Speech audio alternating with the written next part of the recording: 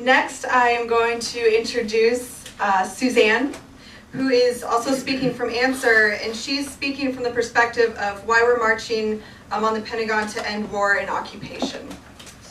Woo.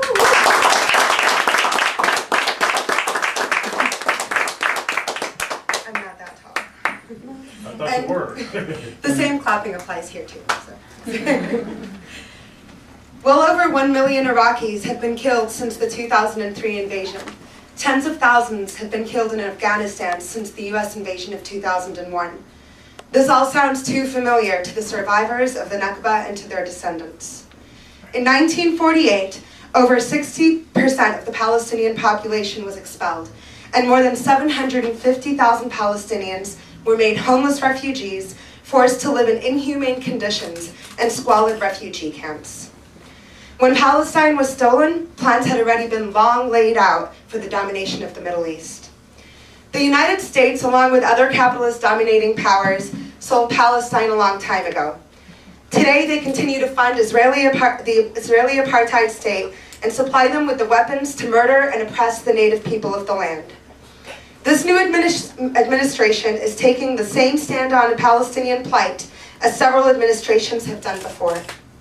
They continue to say that they are a friend of Israel, will always be a friend of Israel, and will support it in defending itself against terrorist attacks.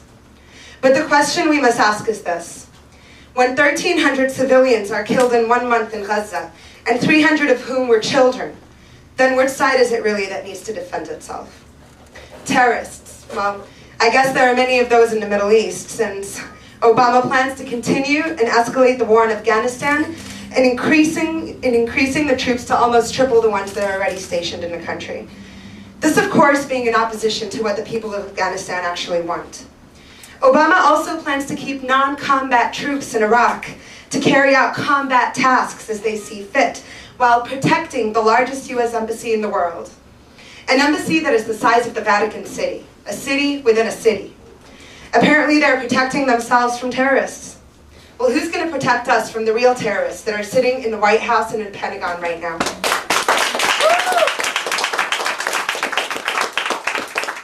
The new US administration has also escalated the airstrikes in Pakistan, killing an increasingly large number of civilians. It uses the excuse that it is targeting terrorists and admits that some innocent bystanders get killed in these attacks. It calls them collateral damage. Isn't this an act of terrorism? With more than 20 million people are unemployed or underemployed in this country alone, it should be obvious to anyone that even those that are not active in the anti-war community, that the Pentagon should not be spending over $1.3 trillion annually on their wars and occupation around the world. I have a view of what life under occupation means. What it means to have no hopes for the future, as is the case for the Palestinians in Palestine. What it means to have no freedom to travel from one town to another, and what it means to walk in the streets where there are soldiers on every corner. In Palestine, people are dying because they cannot get to the hospital because of checkpoints that are blocking their passage. Young people cannot get a proper education and have no job prospects. They have nothing to live for. Palestinians in Gaza and the West Bank continue to be targets of tanks, F-16s, helicopter gunships, illegal and immoral terror weapons like white phosphorus, bombs and shells, cluster bombs that never stop killing and maiming, and experimental new weapons that don't even have publicly known names yet. I have an obligation as a human being for justice and freedom for the Palestinian people, for the people of Iraq, and for the people of Afghanistan. If there is anything that I can do to bring about an end to the illegal occupation of the Palestinian lands, then I feel I must do so. I strongly stand with the Palestinians who for decades have fought against their oppressors to survive and to one day return to their homes. There are those that think that the anti-war activists are radical. Is waging war and killing people not radical? Is waging war and killing people in order to oppress and exploit them not terrorism? This is why we must continue to march on the real terrorists. This is why on March 21st we will speak for Iraq, Afghanistan, and Palestine.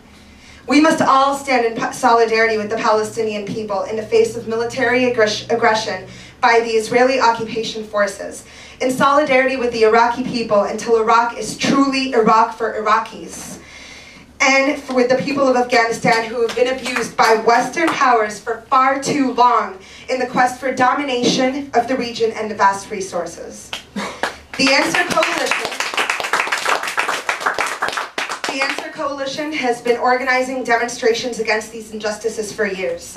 We believe in the right to self-determination for the Palestinians, the Iraqis, the people of Afghanistan, and all peoples under military occupation. And this is why on March 21st, I will march on the Pentagon.